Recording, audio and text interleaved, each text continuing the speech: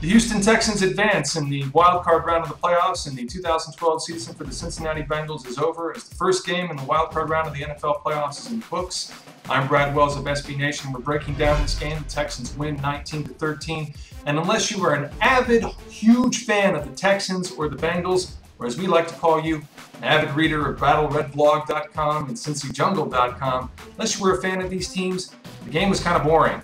Really defined by mediocre quarterback play, especially from Andy Dalton, but also from Matt Schaub of the Texans. Now, the Texans were able to jump out to a 3-0 lead on a field goal, and then they got the ball back, and Matt Schaub on 3rd and 3 just threw a terrible interception picked off by Leon Hall of the Cincinnati Bengals, and he was able to run it back 21 yards for a touchdown. That was the first touchdown in the game. Bengals win up 7-3. The Texans were able to tack on a couple of field goals and go into halftime up 9-7. They were just dominating in all the statistics, except for that one interception.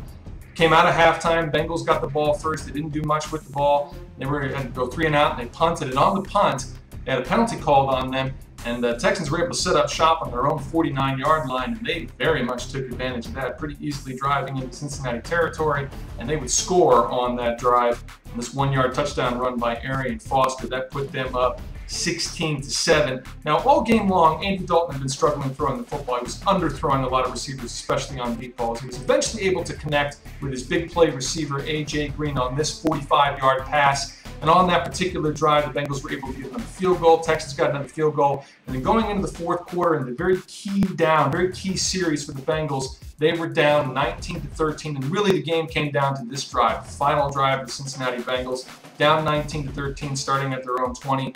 And they were able to drive into Houston territory at a big assist by the referees on a 3rd and 11 penalty, pass interference penalty.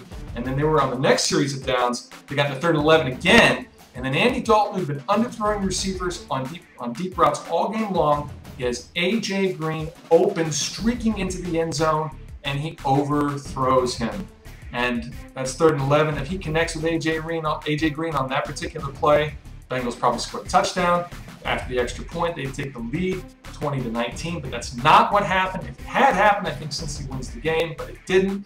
And then on 4th and 11, Andy Dalton throws to Marvin Jones, and Jones is 5-6 yards away from the first down marker, and the Texans tackle him, and they take over on downs. And then on the next series, they're able to run out the clock and win the game, 19-13. So if you're the Texans, yeah, you won the game. It's great. You're going to advance to the divisional round of the playoffs, and you're going to face the New England Patriots, which might not be great because the last time the Texans played the Patriots, they got destroyed, and I mean destroyed, and Rob Gronkowski didn't play in that game.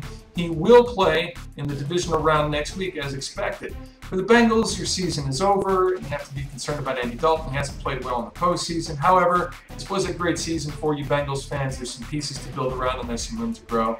For Texans fans, you're ecstatic. You get to move on after really struggling in the month of December. Maybe you'll have some better luck against the Patriots, maybe not. Want to know what you think of this game? Subscribe above, comment below. This is SB Nation.